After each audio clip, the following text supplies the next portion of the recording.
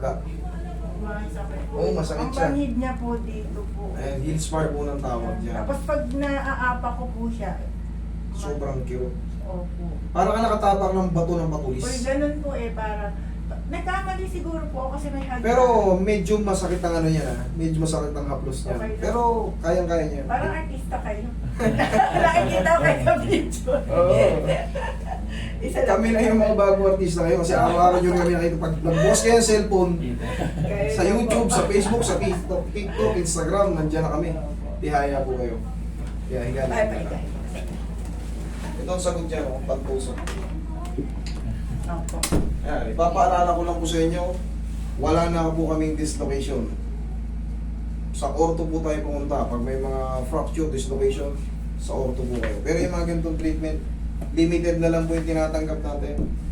Doon na lang po tayo ibabase ko sa aking napag-aralan at certificate. Okay? Konting-konting diin lang naman to. Hahanapin lang natin yung may pain. Katulad nito, ayan, ito dito may pain. Ayun po. Ito, sakto na to dito. Ito, one. Piso sa kasabay sa baba. Hindi po Wala. masyado. Okay, wala. Ito sa kabila. Hindi po masyado. Wala. Dito sa taas. Ay, meron po. Meron. Dito sa kabilang gilid sa baba. Wala. Ah, Dito, po. sa gitna niya, napagitan. Wala. Wala po masyado. Babalikan ko to ha. Okay. Ito. Ay, masakit Ito. po. Okay. Sige, yan. Okay, tiis-tiis lang po ha. Okay. Unti-unti lang natin.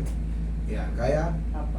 Oh, sige, unti-unti lang natin. Ganun lang parang ano, para hindi sobrang masakit. Kasi ito, kung nasaan yung portion na pinakamasakit, yun ang patatamaan. Yun ang mga plantar fasciitis, heel spar bone, yun po ang technique dyan. Pero siyempre, iba-iba tayo ng pagtanggap sa mga sakit, dahan-dahan nyo natin. Layo nila. Sige, balik-balikan na natin, unti-unti natin. Okay, kaya naman yung ganyang pain? Okay, sige. Yan, unti-unti lang natin. Dito ba meron sa, dito hindi ko pa napindot to, ito mga ganito. Yan. Hindi po masyado. Yan, dito sa katabila. Wala. Yan. Dito lang talaga, ito lang to. Ayan. Yan, okay. Sige, nakita ko na. Heel spar bone to kasi nasa gitna siya. Pwede penging pao. Itong gagamitin natin dyan. Tandaan nyo pag gagamitin nyo yung pao, yung mahiwagang pao natin. Aalugin nyo muna, ha? Laban sa lahat to. Sa mga muscle pain, joint pain, arthritis, nirarayo mo kayo, masakit ang sikmura nyo. Para kayo nasusuka, haplusan nyo yung sikmura nyo, tapos, para tong inhaler lang. Masakit ang leg nyo, yung mga muscle nyo, galing kayo sa mga workout. Ganyan-ganyan ninyo na yung mga muscle nyo. Very safe yan, mabibili nyo ito, itong pao na to, mabibili nyo yan sa lahat ng leading drugstore, sa mga mall, SM Malls, Robinsons, mga Abendsons, mabibili nyo yan dyan. Sa Mercury, South Star, meron yan sila. Sa mga malalaking tindahan, sa mga pamilihang bayan, meron din yan sila. Nationwide na yan. Kaya naman? Very good. Mas mo pala ang pain tolerance na. Yes. Relax nyo lang. Yeah. Kaya-kaya lang naman. Okay, very good. Mamaya, ang mararamdaman nyo dyan, may pain pa siya pero ba? Kaya ko na. Yun kasi yung may iwan na lang sakit dyan, siyempre yung pinagtusukan ko. Okay, tapos, eventually, mga 1, 2, 3, 4 days, maximum 5 days. Hindi po muna ako mag-walking. Pwede, kahit ilakad nyo na ilakad dyan kasi ang mararamdaman yung pain lang naman dyan, yung pinagtusukan ko yun. Kahit ilakad nyo yan.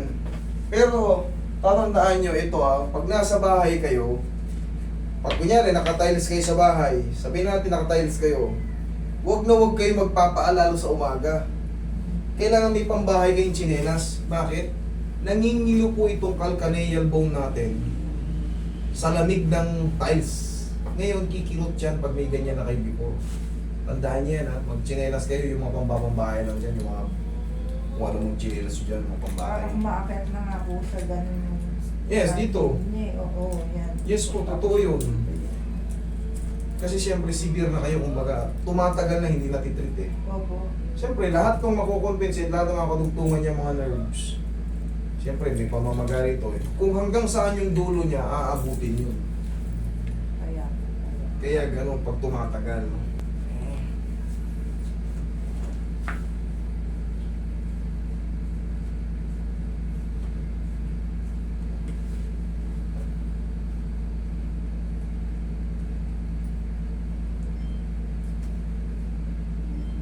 Parang kayang-kaya niya na eh.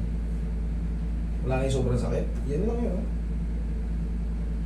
May konting pain pero kaya. Konti lang. Hindi na po yung katulad ganun ganun. Tandaan yung technique niyan. Hanapin nyo lang yung portion na pinakamasakit. Hanapin nyo. Yun yung pinakadidinan nyo. Habang tumatagal,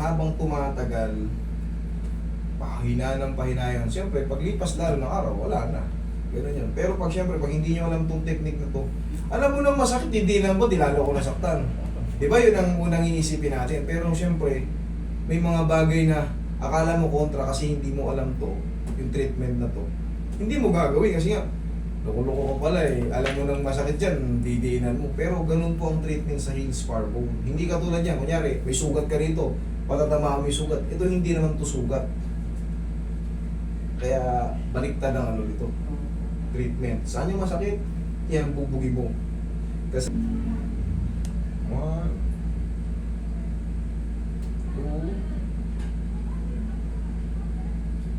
3.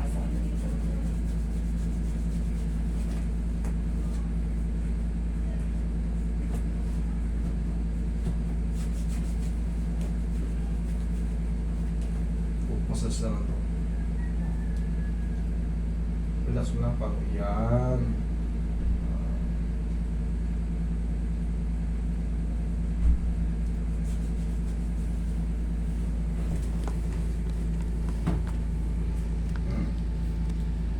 Oo nga. Okay? Oh. Ayos na. Opo. Thank you. Tapos,